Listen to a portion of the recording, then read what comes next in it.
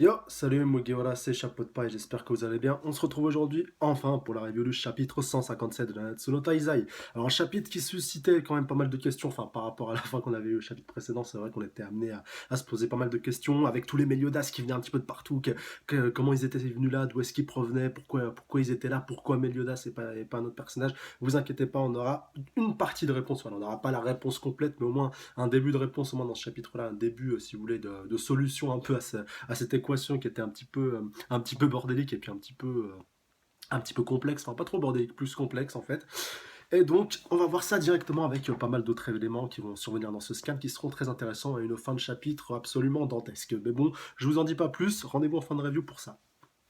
Alors directement on va démarrer avec donc c'est les fameux Meliodas qui étaient venus au contact si vous voulez de Elisabeth, Hawk et puis Diane, bien sûr, donc tout simplement pour leur faire du mal, pour les tuer, pour les étriper. Alors au début, directement de ce chapitre-là, directement ils font une sorte de revendication, sortez de notre forêt, enfin vous êtes un peu des envahisseurs, sortez de là, vous n'êtes pas chez vous, vous empiétez un peu sur notre territoire, enfin en gros dégagez, dégagez de chez nous, enfin voilà vous êtes des étrangers, et vous êtes sur notre territoire, et c'est notre territoire qui nous appartient, vous n'avez pas le droit tout simplement d'être là.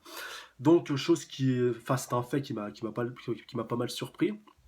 Donc c'est peut-être possible, c'est peut-être justifié par la nature de ces créatures-là qui doivent être un peu de nature changeante, de pouvoir simplement prendre l'apparence d'une personne en particulier, enfin peut-être une personne à fort potentiel magique, du coup s'ils ont choisi Meliodas, consciemment ou pas, du coup on sait pas trop si ça s'est fait, si ça s'est fait de leur propre volonté à eux en fait, ou si ça s'est fait un peu de manière un peu automatique, de par le fait que Meliodas est rentré dans le labyrinthe. Mais bon, après, il y aura peut-être d'autres éléments dans ce chapitre qui vont peut-être converger dans ce sens-là, ou peut-être partir dans un autre sens. Enfin, je sais pas trop encore, mais en tout cas, par rapport à ça, ça m'a posé pas mal de questions. Et donc, voilà, le combat va inévitablement s'engager, mais avant que cela survienne, donc Hawk qui va vraiment être sûr à 100% que le vrai Meliodas n'est pas parmi eux, pour vraiment pouvoir engager le combat vraiment à 100% et pour être sûr que vraiment il n'y ait pas d'embrouille, il leur demande quelle est la partie du corps d'Elisabeth que vous préférez le plus.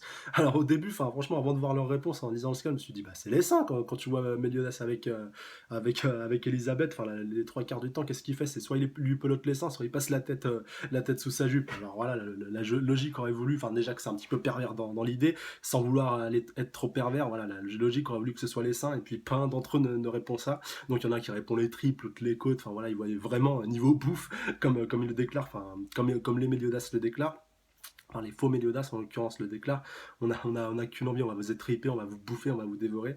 Et donc Hawk déclare ok c'est bon, je suis convaincu maintenant, le vrai Meliodas n'est pas parmi vous et maintenant on peut se tirer, on se casse.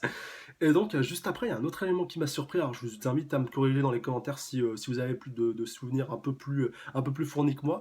Mais en fait, Diane ne veut pas engager le combat parce qu'en fait, grosso modo, c'est la seule, parmi les trois, c'est la seule qui peut être apte un peu à combattre contre ces Meliodas. Enfin, Elisabeth n'est pas trop une combattante. Enfin, elle a des pouvoirs, mais ils ne seront pas très utiles ici. Et puis, Hawk non plus d'ailleurs.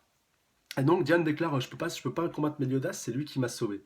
Donc comme Diane est censée être amnésique, le fait qu'elle se souvienne de Meliodas, donc c'est le seul personnage qu'elle se souvient, parce qu'on verra un petit peu plus tard que même King, enfin voilà je vous le révèle maintenant, mais c'est assez important quand même qu'elle se rappelle même pas de King, et que Meliodas est la seule personne dont elle se souvient. Donc, est-ce que c'est parce que Hawk et Elisabeth lui ont reparlé de Meliodas quand elles sont entrées dans le labyrinthe, enfin un peu en off si vous voulez, que Nakama Sensei n'a pas voulu montrer, ou alors c'est la seule personne après qu'elle a eu son amnésie donc, dont elle se souvienne simplement, le seul lien qui lui permettrait un petit peu de se souvenir de ça.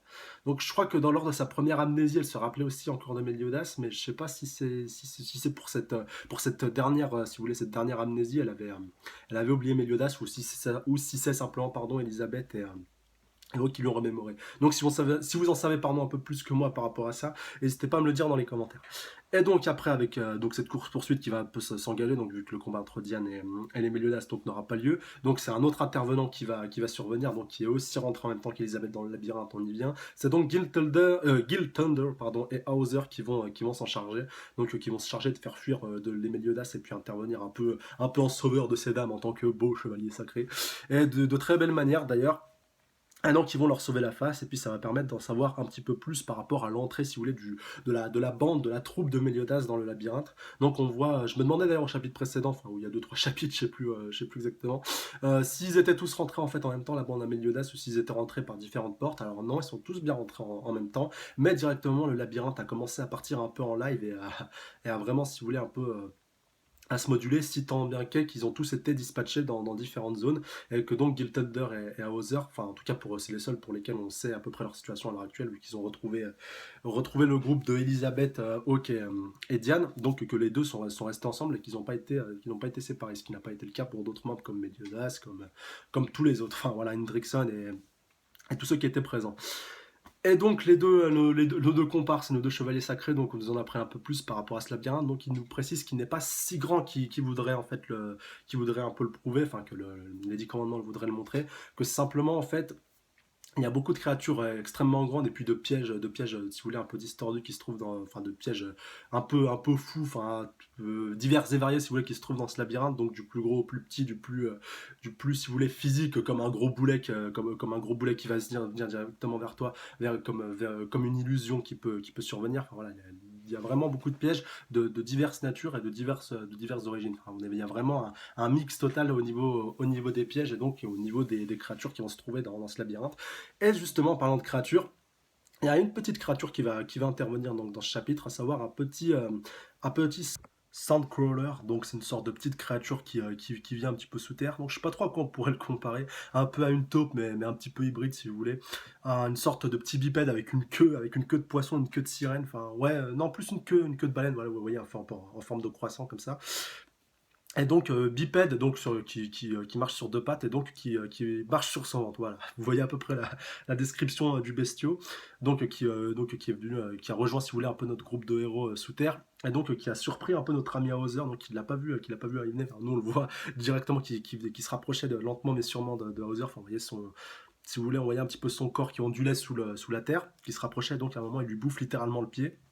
Donc Hauser arrive malgré tout à se détacher, mais il s'est quand même fait croquer une petite, enfin, il s'est bien fait croquer la jambe quand même. Bon, il va pas se faire amputer d'une jambe, rassurez-vous, mais voilà, quand même, ça l'a bien surpris et il a pas trop pu anticiper.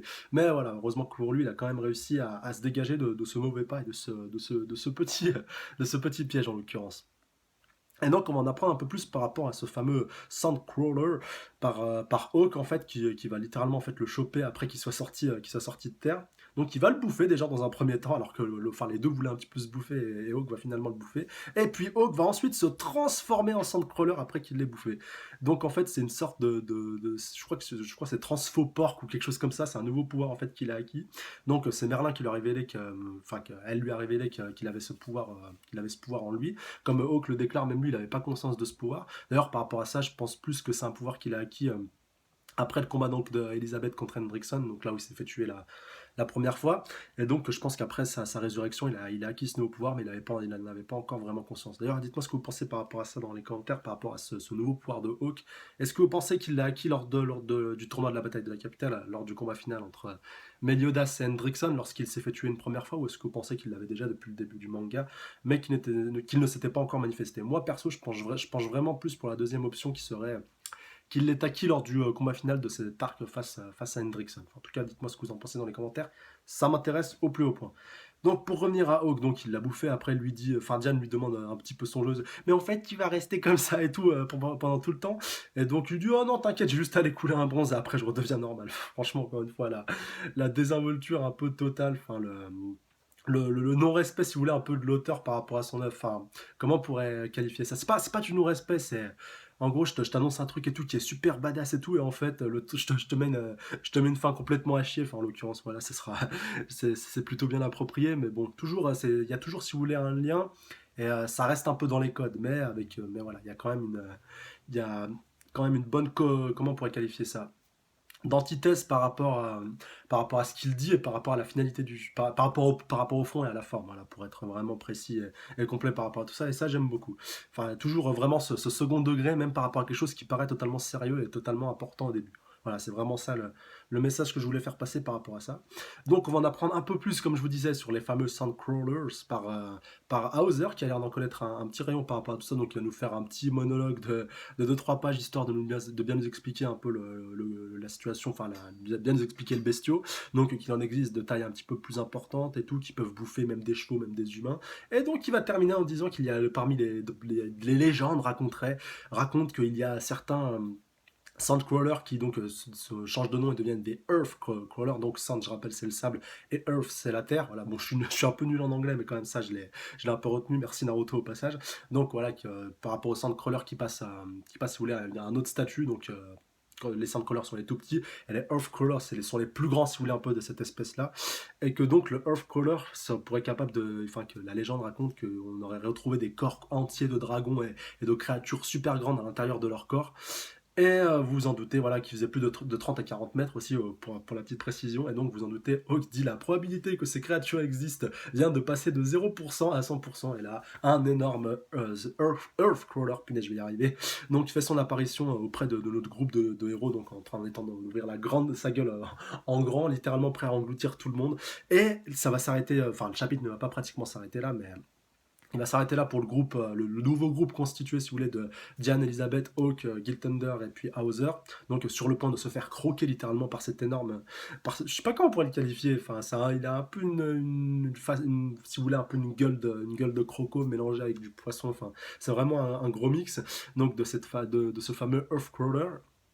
Et donc on va en voir deux trois quand même qui sont présents dans le labyrinthe, donc avec d'autres chevaliers qui sont qui voulaient se rendre dans Tournoi de Weisel, et donc qui sont aussi fait piéger dans le labyrinthe. Donc on voit qu'un paquet se font avoir. Donc il y en a qui se font projeter au loin, ils se font exploser. Il y en a d'autres qui se font littéralement dévorer, engloutir, digérer à l'intérieur. Et le chapitre va se terminer sur un autre donc Earthcrawler de plus de 30-40 mètres, voilà, qui donc semblait se diriger sur un autre chevalier, un chevalier qu'on ne connaît pas. D'ailleurs, dites-moi dans les commentaires si vous avez déjà vu ce chevalier, parce que moi ce chevalier ne me dit absolument rien. Donc déjà, ça peut pas être un Taizai. Même s'il ressemble un petit peu à Meliodas sur l'affiche qu'il avait au tout début du manga, et un petit peu donc à un des membres du commandement qui a à peu près la même gueule que lui. Enfin, ça m'a fait penser un peu à ce personnage-là. Donc un personnage un peu, je crois, il a l'air blondinet. Ça se trouve dans l'animé, il aura les cheveux peut-être argentés, voilà, mais en tout cas plutôt dans un ton clair. Donc avec une belle chevelure assez longue. Donc voilà, je pense bien que c'est un garçon plutôt qu'une fille. Ça a l'air d'être confirmé. Et donc, avec cet énorme Earthcrawler qui est en train de lui bondir dessus, et donc lui il se retourne normal à la fin du chapitre comme ça. Mais on voit quand même il est un peu en mode OZF, qu'il a pas l'air trop stressé, que voilà, il a dû en voir d'autres dans sa vie, et que donc ça va, visiblement, ça va pas lui poser trop de problèmes, et qu'il devrait s'en débarrasser sans trop de difficultés. Voilà, donc le chapitre se termine là-dessus. Donc comme d'habitude, comme je viens de vous le dire, donc n'hésitez pas à me laisser votre avis par rapport à ce personnage énigmatique qui intervient donc en dernière page. Est-ce qu'on l'a déjà vu? Euh, Est-ce que c'est un personnage qui est déjà connu? Est-ce que c'est un personnage qui est extrêmement puissant? Est-ce qu'il ressemble à un personnage qu'on connaît déjà et donc il y aurait peut-être moyen qu'il soit lié avec quelqu'un qu'on connaît déjà? Balancez-moi tout dans les commentaires, s'il vous plaît, c'est super important. Donc comme d'habitude, n'hésitez pas à mettre un petit pouce bleu, commenter, partager et surtout à vous abonner à la chaîne pour plus de reviews et donc pour plus de vidéos même de manière générale, vu que j'ai quand même attaqué les théories il n'y a pas si longtemps. Sur ce, je vous laisse passer une très bonne semaine. Salut à tous, sayonara!